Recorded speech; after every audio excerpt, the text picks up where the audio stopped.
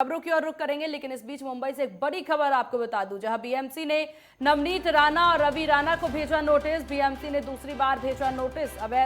घर में अवैध निर्माण को लेकर के भेजा नोटिस। 15 दिनों में बीएमसी ने मांगा जवाब न देने पर की जाएगी कार्रवाई। तो इस वक्त की बड़ी खबर मुंबई से आपको बता रहे हैं, जहां बीएमसी द्वारा नवनीत राणा और रवि राणा को नोटिस भेजा गया, जहां बीएमसी ने दूसरी बार नोटिस भेजा है।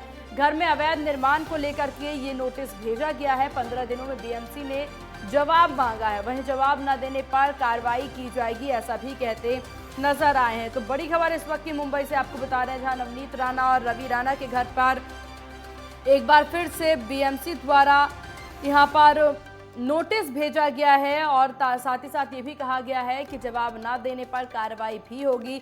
जवाब की तलब यहां बीएमसी द्वारा की गई है। तो बड़ी खबर इस वक्त की बता रहे हैं आपको मुंबई से, जहां नवनीत राणा और रवि राणा के घर पर यहां नोटिस भेजा गया है, वहीं घर में अवैध निर्माण को लेकर के यहां नोटिस भेजा गया है। तो मुंबई से बड़ी खबर आपको बता रहे हैं, जहां नवनीत राणा और रवि राणा पर एक बार फिर से गाज गिरती नजर आ रही है। बीएमसी द्वारा एक बार फिर से जवाब की तलब की जा रही है और इस बार के जवाब में मांगा गया है कि घर में जो अवैध निर्माण हो रहा है उसको लेकर के जवाब दें। इसी विषय पर तमाम जानकारी और अपडेट के साथ हमारे संवाददाता राजन मिश्रा फोन लाइन पर हमारे साथ जुड़ गए। राजन, क्या कुछ अपडेट इस मामले में? देखिए, शुक्रवार शाम को बीएमसी ने नवनीत और रवि राणा को दूसरा यहाँ पर नोटिस भेजा है। आपको बता दें कि मुंबई के जो खार इलाका है वहाँ पर इनका फ्लैट है और बीएमसी का यह कहना है कि इसमें जो है कहीं ना कहीं अवैध निर्माण है।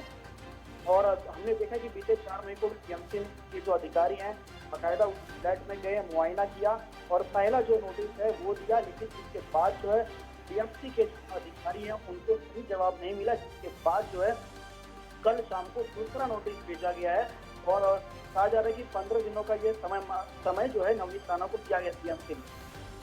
बिल्कुल राजन, और देखिए यहाँ पर इनकी मुश्किलें जो हैं वो खत्म होने का नाम नहीं लेती जा रही है। इससे पहले देखिए जमानत तो भले इनको मिल गया, इनकी याचिका पर सुनवाई हुई और फैसला इनके पक्ष में पाया गया, लेकिन साफ तौर पर अब जिस तरीके से लगातार बीएमसी द्वारा यहाँ पर छानबीन की जा रही है, इसी में अब दूसरी बार इन्हें नोटिस भेजा गया है। बिल्कुल, देखिए राणा दंपति के जवाब से बीएमसी जो है वो संतुष्ट नहीं है, अगर पहले नोटिस की बात करें। और ऐसे में बीएमसी ने एक बार फिर से उन्हें नोटिस भेजकर जवाब मांगा है और बीएमसी की ओर से कहा गया है कि अगर इस नोटिस का जवाब अगर बीएमसी संतुष्ट नहीं होती है तो राणा दंपति के घर तोड़-फोड़ की कार्रवाई की जाएगी। तो कहीं ना कहीं बीएमसी जो है बड़ी बात यहाँ पर कह रही है। बिल्कुल, आपका बहुत शुक्रिया तमाम जानकारी साझा करने के लिए और नजर बनाए रखिएगा और भी अपडेट आपसे लेते रहेंगे।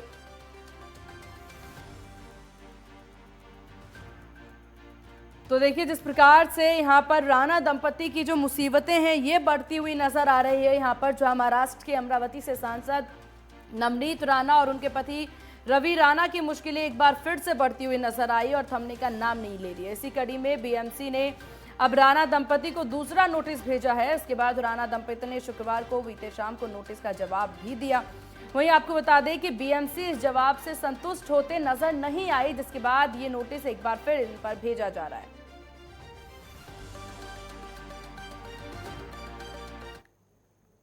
और इसी बीच पुणे से एक बड़ी खबर आपको बता दें, जहां पिंपरी चिंचवड में पकड़े गए नकली जीएसटी अफसर, दोनों आरोपियों के पास से जाली दस्तावेज बरामद। तो 2 नकली जीएसटी अफसर पकड़े गए हैं, जहां व्यापारियों ने नकली अफसरों को किया पुलिस के हवाले। एक गोदाम में छानबीन कर रहे थे नकली अफसर, गोदाम मालिक को शक होने पर की पड़ताल। तो इस वक्त की बड़ी खबर आपको पुणे से बता रहे हैं, जहां नकली अफसर बनकर के, जीएसटी अफसर बनकर के गोदामों में छापेमारी किया करते थे और इसके बाद एक व्यापारी को जब शक हुआ इन पर तो इन्होंने छानबीन शुरू की व्यापारी ने, तब ये नकली अफसर पाए गए, जिसको पुलिस के हवाले कर दिया गया है। तो पुणे से खबर सामने आ रही है, जहां पिंपरी चिंचवड में 2 नकली जीएसटी अफसर पकड़े गए हैं। दोनों आरोपियों के पास से जाली दस्तावेज भी बरामद किए गए हैं। व्यापारियों ने नकली अफसरों को पुलिस के हवाले किया और एक गोदाम में छानबीन ये कर रहे थे। उसी वक्त नकली अफसर जो हैं वो गोदाम मालिक को पहचान में आ गए, उन पर शक हुआ और इसके बाद गोदाम मालिक ने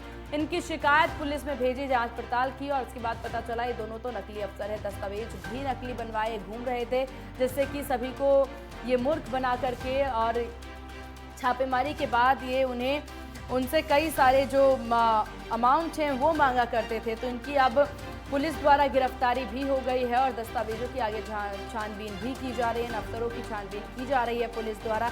आगे क्या कुछ इसमें सामने निकल के आता है ये भी अपडेट आप तक देते रहेंगे। तो पिंपरी चिंचवड से खबर बता रहे थे आपको, जहां यहाँ पर 2 नकली जीएसटी अफसर पकड़े गए। दोनों आरोपियों के पास से जाली दस्तावेज बरामद किए गए हैं और व्यापारियों ने नकली अफसरों को पुलिस के हवाले अब कर दिया है। जहां एक गोदाम में छानबीन करने के लिए नकली अफसर आए हुए थे, जहां गोदाम के मालिक को इन पर शक हुआ और छानबीन शुरू कर दी।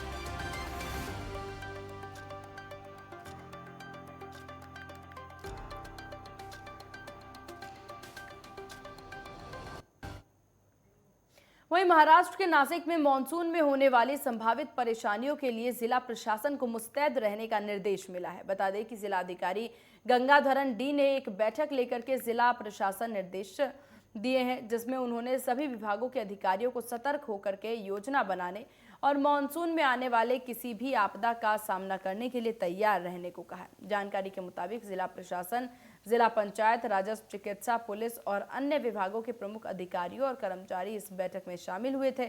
बताया जा रहा है कि बैठक में निर्देश दिए और ये भी बोला गया कि आपदा प्रबंधन ने फौरन इसके अभ्यास करते हुए आपात स्थिति से निपटने का अभ्यास किया है।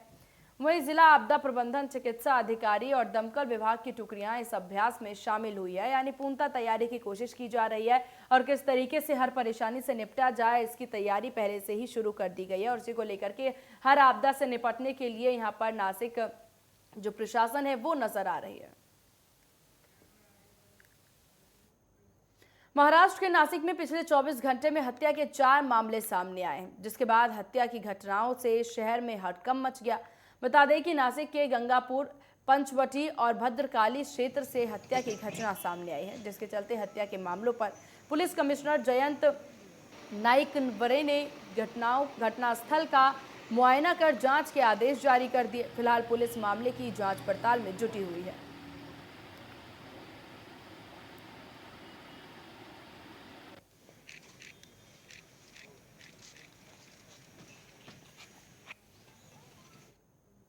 महाराष्ट्र के कोल्हापुर के हैरवाड पंचायत से महिला समानता का नया दौर शुरू हो गया है। समाज में विधवा महिला के पति की मौत के बाद उन विधवाओं के कंगन तोड़ना, अन्य आभूषण त्यागना और कुमकुम पोंछने जैसी प्रथाएं चलती आ रही है। लेकिन अब ऐसी प्रथाओं को समाप्त करने की दिशा में काम शुरू हो चुका है। हैरवाड गांव की पंचायत ने क्रांतिकारी फैसला लेते हुए विधवा प्रथा को न मानने का निर्देश जारी किया, जिसके बाद 17 मई को महाराष्ट्र सरकार ने इस मामले में एक सर्कुलर जारी की और राज्य की सभी ग्राम पंचायतों को ऐसा फैसला लेने को कहा है। हर घर से ही शुरुआत होनी चाहिए कि इनको पीछे नहीं करना चाहिए, इनको प्रोत्साहन मिलना चाहिए। इनको प्रोत्साहन क्यों, ये तो पति उनके गुजर गए मतलब तो वो तो अपने हाथ में नहीं रहता है, वो तो उनका कुछ कारण हो सकता है जाने का, हक मिलने पर ये कैसा है, ये वो उनके पति गुजर गए इसलिए उनको अलग पीछे रखो, कोई पूजा में लेते नहीं है। पर अभी कौन से तो भी गांव में एक औरत ने, एक लेडीज ने कोल्हापुर में कहाँ पे पता नहीं, वो उन्होंने हल्दी कुंकू का प्रोग्राम रखा है, विधवा लेडी नहीं, वो बहुत अच्छा उन्होंने काम किया। वहीं मुंबई के क्राइम ब्रांच यूनिट 11 ने 3 बाइक चोरों को पकड़ के उनके पास से 5 बाइक बरामद की है। बता दें कि क्राइम ब्रांच यूनिट 11 को खबर मिली कि मालाडा पश्चिम मारवे रोड लोटस तालाब के पास कुछ लोग चोरी की बाइक बेचने के लिए आ रहे हैं। वहीं खबर मिलते ही क्राइम ब्रांच के अधिकारियों ने जाल बिछा करके शक के आधार पर 2 बाइक पर जा रहे 3 लोगों को रोककर पूछताछ की तो वे संदिग्ध पाए गए। जब क्राइम ब्रांच ने जांच की तो पता चला कि दोनों बाइक चोरी की है और इसके चोरी की शिकायतें वर्सवा और दिंडोशी पुलिस स्टेशन में दर्ज है। आरोपियों को जब क्राइम ब्रांच में ला करके पूछताछ की गई तो उनके पास से 3 और बाइक बरामद हुई और 5 लोगों का खुलासा हुआ है। 5 मामलों का इस बीच खुलासा भी हुआ है। वहीं आगे की कार्यवाही इसमें जारी है।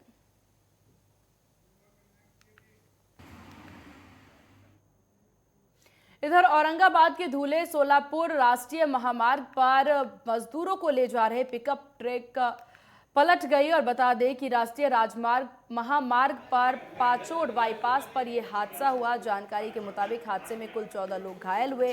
बताया जा रहा है कि घायलों का इलाज ग्रामीण अस्पताल पचोड़ में कराया गया और आगे के इलाज के लिए औरंगाबाद के घाटी अस्पताल में रेफर कर दिया।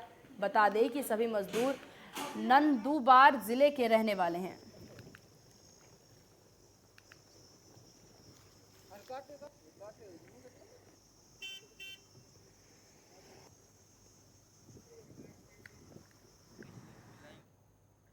इधर पुणे के जुन्नर में एक युवक ने अपनी पत्नी की नाराजगी दूर करने के लिए टेंशन टावर पर चढ़ गया। बीवी के मायके से ना लौटने पर पति ने सोले स्टाइल अपनाया और आखिरकार चंद घंटे बाद पत्नी को मना करके ही टावर से नीचे उतारा। बताया जा रहा है कि युवक की शराब पीने की आदत के चलते दोनों पति पत्नी में लगातार झगड़ा होता रहता था, लेकिन इस बार बीवी घर ही नहीं लौटी। इसी के चलते युवक बीवी को मनाने की जद्दोजहद में लग गया और इसी के चलते टावर पर चढ़ गया। युवक के टावर पर चढ़ने की खबर मिलते ही उसके परिजन डर गए और पुलिस भी मौके पर पहुंच गई। युवक ने करीब 1 घंटे तक हाई वोल्टेज ड्रामा किया और उसके बाद जैसे ही पत्नी मान गई, वो टावर से नीचे उतर गया।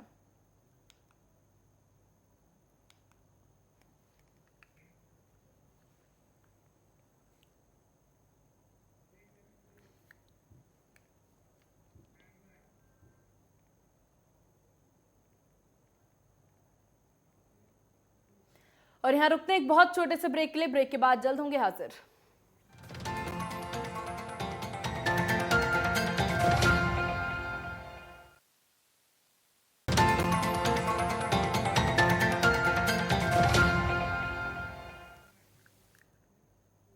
ब्रेक के बाद एक बार फिर स्वागत है आप सभी का। चलिए रुक करते हैं खबरों की ओर, जहां मुंबई के एलटीटी रेलवे स्टेशन के प्लेटफॉर्म नंबर 3 से गुवाहाटी एक्सप्रेस रवाना हो रही थी कि तभी एक युवक ट्रेन और प्लेटफॉर्म के बीच बने गैप में फंस गया। बताया जा रहा है कि उसका पैर फिसलने के चलते यह हादसा हुआ, लेकिन ड्यूटी पर तैनात महिला आरक्षक लक्ष्मी और ज्योति पंचबुधे ने तत्परता दिखाते हुए यात्री को बचा लिया। हालांकि यात्री का एक हाथ चोटिल हो गया, जिसके बाद आरपीएफ के अधिकारियों ने यात्री को इलाज के लिए राजावाड़ी अस्पताल में भर्ती कराया, जहां उसका इलाज जारी है।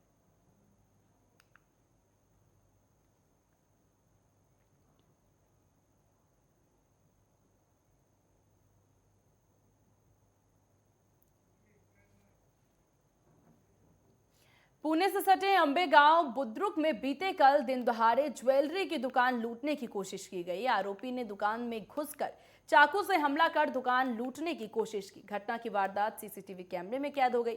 बता दें कि आरोपी खरीदारी करने के बहाने दुकान में घुसा और हथियार के बल पर लूट करने की कोशिश की। दुकानदार के विरोध करने पर आरोपी मौके से फरार हो गया, जिसके बाद पीड़ित ने थाने में जाकर के मामले की शिकायत दर्ज कराई।